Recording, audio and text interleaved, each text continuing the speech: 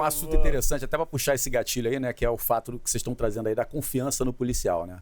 Isso que o Brito acabou de falar, né? Para você ver o quanto é prejudicial você ter a imagem de um policial corrupto para uma instituição. A gente lá no Antissequestro, a gente passava por muito disso. Principalmente na função de orientador, né? Quando você é orientador, você tem que receber a família. Deixa eu só te interromper um minuto, porque teve um comentário aqui pedindo para que vocês explicassem de forma breve o que é o orientador. O que faz um orientador. O que faz um orientador? Deixa eu falar. Então, peraí, deixa eu só. Pô, parece até que eu sou porra. Pelo amor de Deus, meu irmão. Nem na polícia Tomás. O que acontece? É porque a gente tem um certo resguardo. Eu só queria fazer. Mas deixa eu fazer só uma colocação. Enfim, quem tem propriedade para falar é o Castelo. Para o querido ouvinte aí do podcast, eu só gostaria de dizer que talvez o Castelo não possa explicar na íntegra quais são todas as funções do orientador, porque é uma parte preponderante numa investigação de crime de extorsão mediante sequestro. A grosso modo. A grosso modo, ele é o cara que ele recepciona a família, ele é o cara que retira as primeiras informações, é o cara que tem que passar aquela confiança inicial e criar um vínculo de empatia, criar um vínculo de rapport e conseguir, através de uma comunicação, a cooperação da família para fornecer muitos dados para você. Dados esses que vão ser utilizados por outras unidades da delegacia. Também é o cara que sente a temperatura da situação, se há possibilidade ou não do interlocutor que está lá praticando uma ameaça de executar aquilo que ele está se propondo a fazer, seja cortar uma orelha, arrancar um braço ou qualquer outro tipo de coisa, né? E você também tem que manter a família confiando no trabalho da polícia. Que, aliás, eu acho que esse é o maior prejuízo que a corrupção da polícia leva. Porque quando a pessoa chega lá desesperada, foi porque ela não conseguiu resolver o problema dela, ela não sabe se deve pagar um resgate ou não deve pagar um resgate, e quando ela vai para a polícia, ela não sabe o que é pior, né? Muitas das vezes as situações chegavam assim. Então você tem que chegar num tom sereno, conseguir ter uma conversa assertiva com essa pessoa para que ela possa confiar no seu trabalho, né? Mesmo a gente tendo certos prejuízos aí na nossa imagem, né? Que são praticados pelos mais policiais aí, que a gente não pode nem chamar de policial, como você falou. E um detalhe também, eu acho que é o seguinte, né? Se o Castelo me permite, ele me corrija se estiver errado, né? Pela mentalidade que foi implantada pela gestão do Dr. Raimon no final dos anos 90 e se perdurou até a segunda passagem dele também pela DAS, a metodologia é de não se submeter aos interesses do criminoso, aos desígnios do criminoso. E o familiar, tocado pela forte emoção, esse é um crime terrível, mesmo que ele não tenha recursos, ele se vê compelido a se submeter aos caprichos do sequestrador, né? Então é preciso que ele, isso é fundamental. Romper esse vínculo psicológico de subordinação. Exatamente. E emocionalmente ele fica subjugado pelos sequestradores. E é fundamental a função do orientador no primeiro momento e a função da investigação para quê?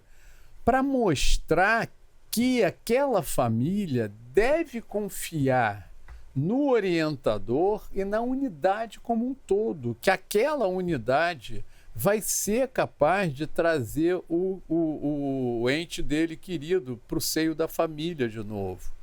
Entendeu? Então há um trabalho que só com resultado, só com muita preparação, só com muito apoio. Pra vocês terem uma ideia, a família, estou falando do nosso tempo, graças a Deus, esse crime praticamente foi extirpado do meio da nossa sociedade, no Rio de Janeiro. A família passa mais tempo com o orientador do que com eles próprios, entre si. E você também tem que saber criar um vínculo de empatia, mas que também não se torne tão familiar, porque se acontecer o evento morte, quem dá a notícia para a família é também o orientador. Então é aquela função que ninguém quer ter, né? Porque vai todo mundo embora e fica você para dar aquela notícia, né? Quando dá certo, bom, parabéns, né? Todo mundo vai para a televisão, ótimo para todo mundo. Quando dá errado, você fica com essa carga. Sabe que eu fiquei... Parte das funções do orientador é feita pelo grupo especial de local de crime, GELC, né?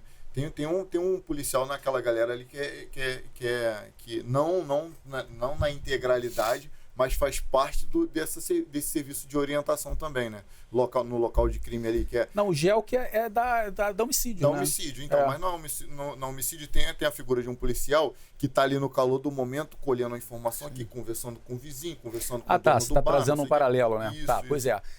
Tá, mas não é... Tem essa parte de coleta de informação, mas é também a pessoa que dá as orientações de como as tratativas vão ser feitas, né? Então, você tem que pegar a situação que está recebendo, você tem que orientar a pessoa a como se portar, entendeu? E utilizar a comunicação como uma forma de capturar a informação, né? Por exemplo, posso te dar um exemplo de uma comunicação aqui, né? Que era até um lema, né, que a gente tinha lá atrás, que a gente falava o seguinte, né? Que uma opinião não é um fato, né? Quando você ouve alguma coisa, isso aí é uma mera opinião, não é um fato. Quando te dizem alguma... Como é que é? Quando Você botou aí.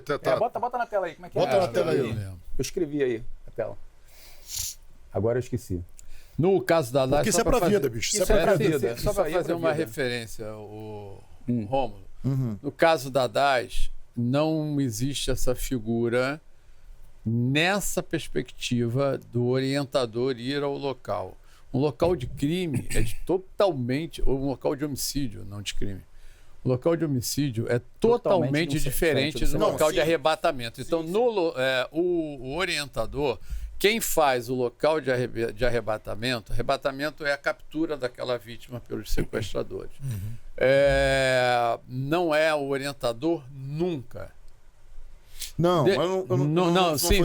Existe um modelo de... Ele quis parametrizar. Quando o Castelo começou a explicar o que faz um orientador, ele falou que ele capta aquelas primeiras... Uma das etapas do orientador é essa, captar as informações enquanto elas estão quentes ali. E tem um policial que faz isso no local de crime. Então, aí o que acontece? No nosso caso lá, quem subsidia, quem dá informação para o nosso orientador fazer isso com a família é exatamente aquele policial que foi ao local, que tem uma pessoa em cada equipe.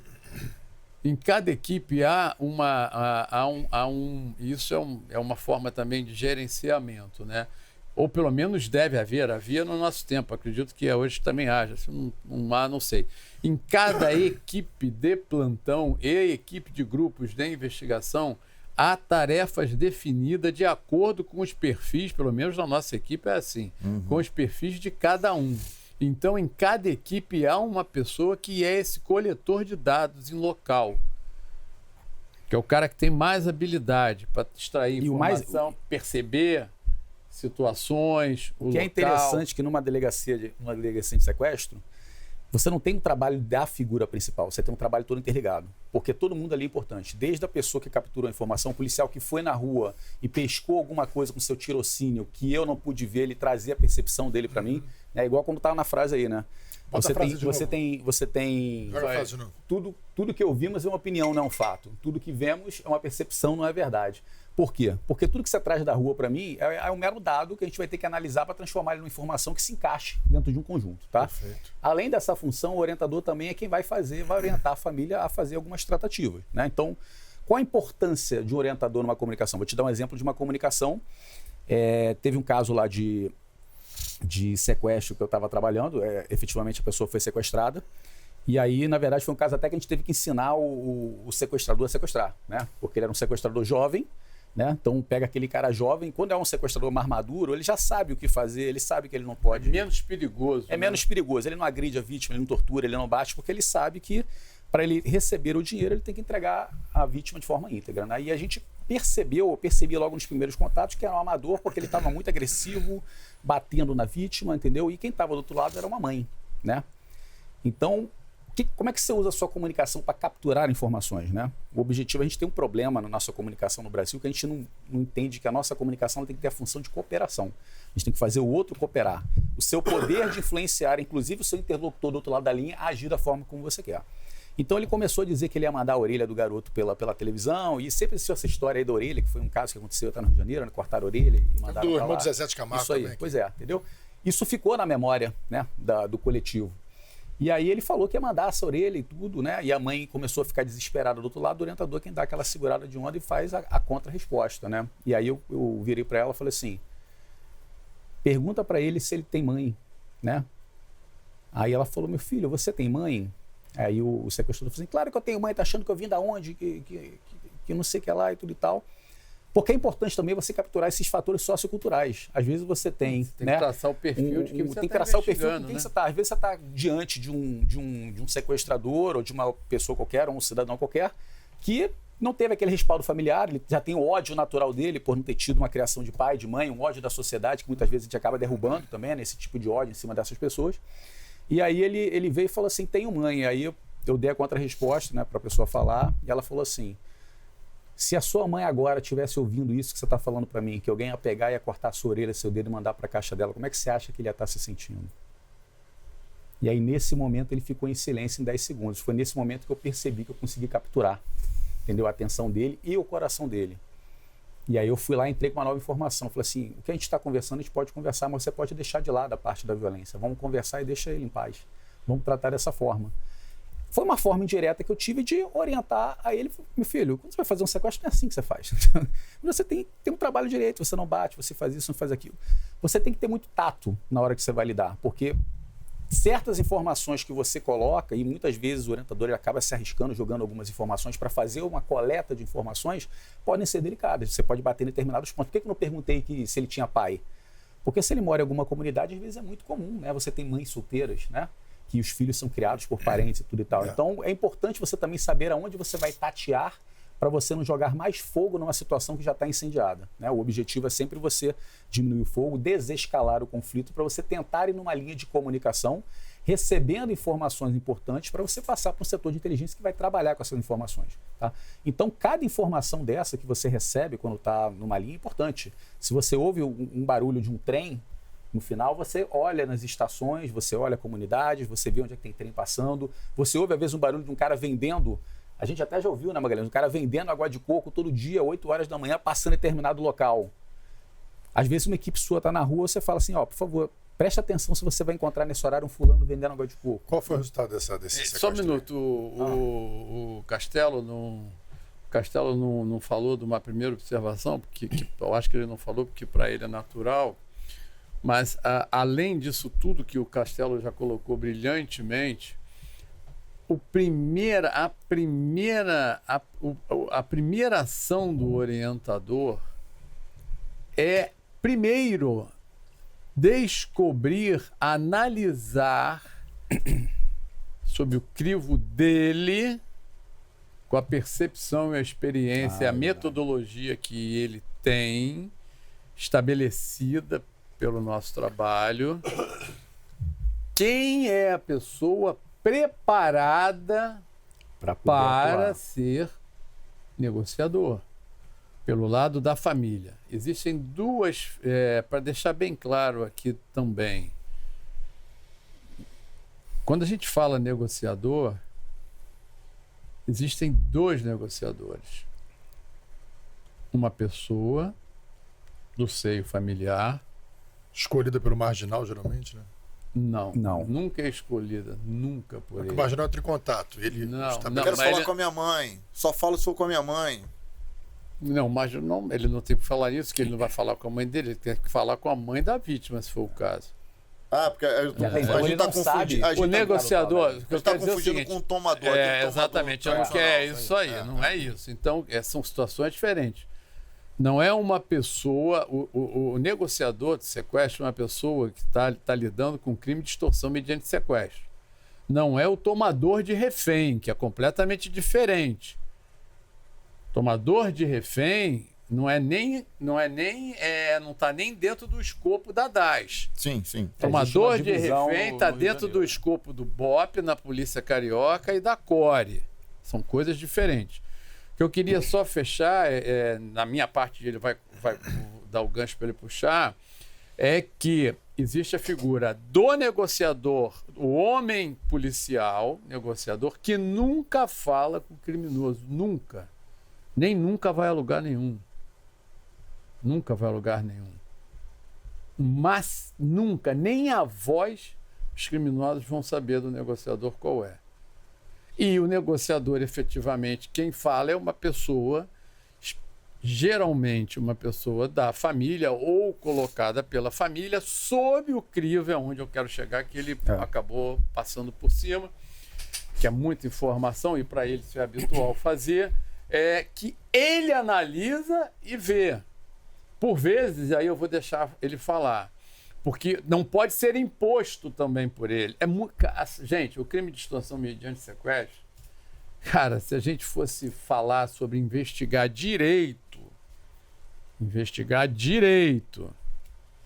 a gente podia ficar aqui dias. É uma situação que exige muito tato. Ele, só para fechar isso, Rafa, desculpe, ele não pode impor, nem a família impor. Ele analisa e dentro do desejo da família, da percepção, da análise que ele faz, seguindo parâmetros pré-estabelecidos. Se aquela pessoa tem capacidade para tal, porque não é fácil, e ali é o coração também. Se a família não confiar nele, no que ele está dizendo, quando digo eu, é a equipe, né? A gente não consegue avançar, porque a gente não tem tempo. Então, é ele que analisa quem é. Muitas vezes, ele assim, a circunstância mostra que pode ser A, mas efetivamente isso não se concretiza. Ele vai. Aí agora eu acho que você. Por exemplo, Deixa eu só colocar uma coisa para vocês aqui, que eu acho que eu tive uma experiência. Assim, hoje eu trabalho na área de sequestro, mas eu tive, assim, Deus me deu a oportunidade de ter uma experiência, inclusive com o orientador, que acho que eu posso falar do orientador, que talvez. Acho que as pessoas mesmo tiveram. Eu fui vítima. A mãe do meu filho foi sequestrada. E ela entrou em contato comigo. Numa noite de sexta-feira, 11 horas da noite. E eu falei com os caras. E os caras falaram... Primeiro ela falou comigo.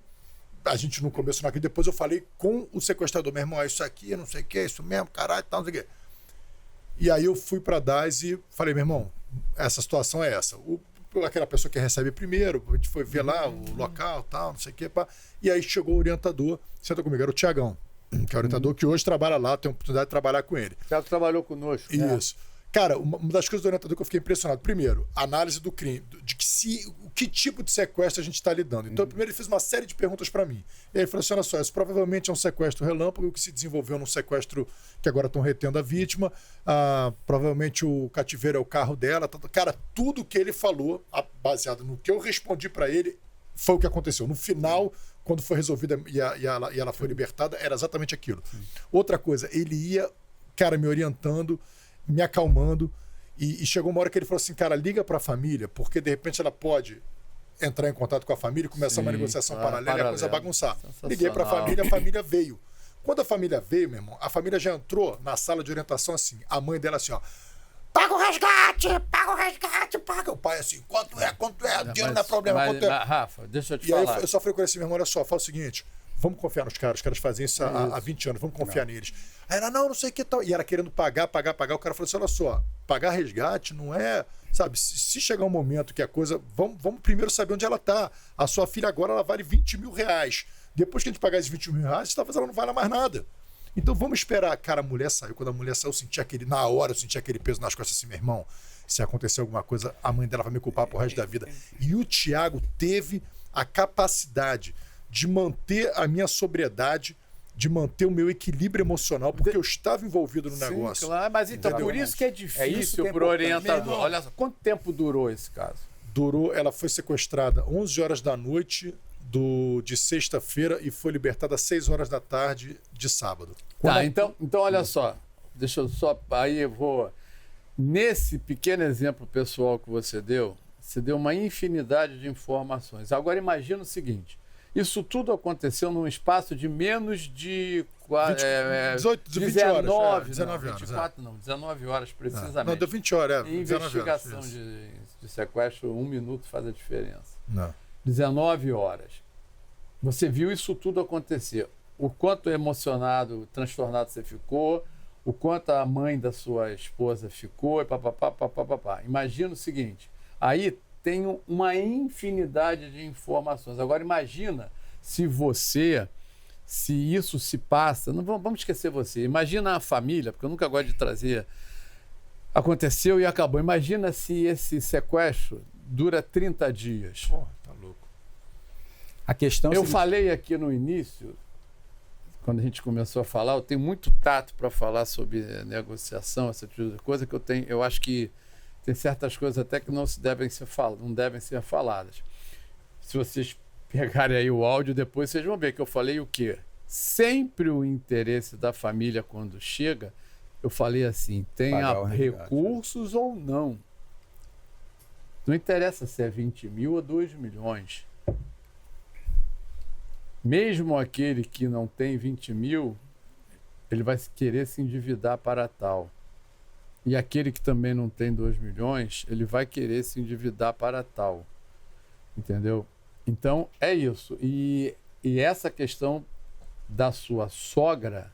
Não, era a mãe do meu filho, não era minha esposa. Não, eu digo da mãe dela falar Isso. paga, não sei o quê. Então, isso de cara já demonstra...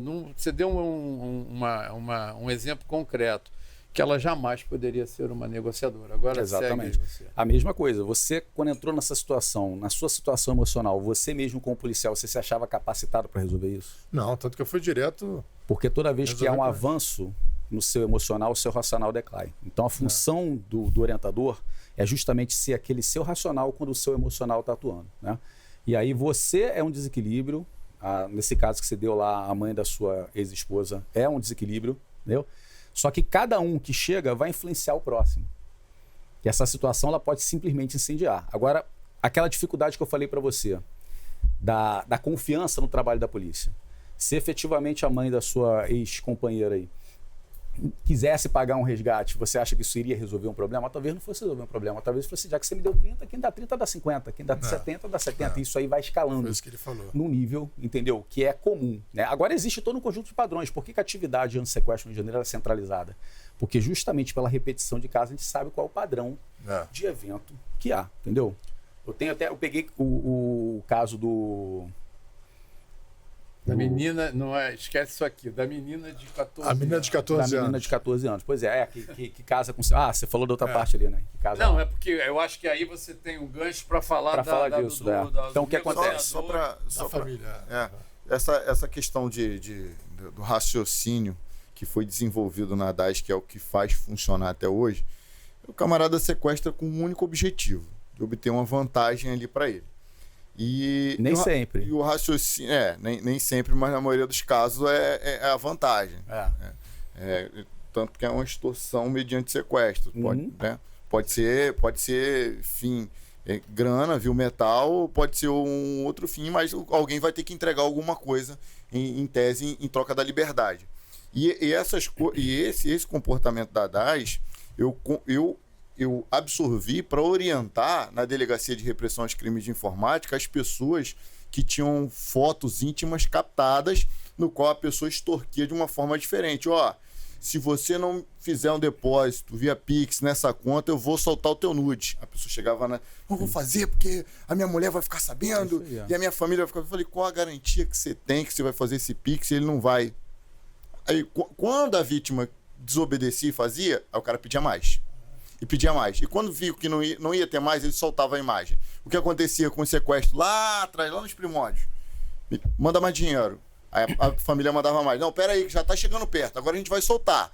Manda mais. Quando a família não tinha mais nenhum dinheiro, eles matavam a vítima.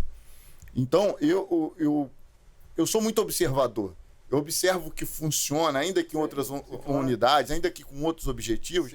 Pô, isso aqui serve para orientar aqui na DRC Mas também. é isso que engrandece o trabalho do policial. É você estar aberto a receber outras informações para poder utilizar. Esse fato do pagamento que você falou, por exemplo, você sabia que na Somália agora está tendo um problema com relação a isso. Porque os somalianos estão fazendo sequestro de navios cargueiros, tá? Os navios cargueiros todos têm seguro e as seguradoras estão pagando. O que isso está fazendo? Está criando um grupo de pessoas especializadas em fazer sequestro e as seguradoras estão pagando. Já movimentando a economia do país. Já movimentando a economia do sequestro.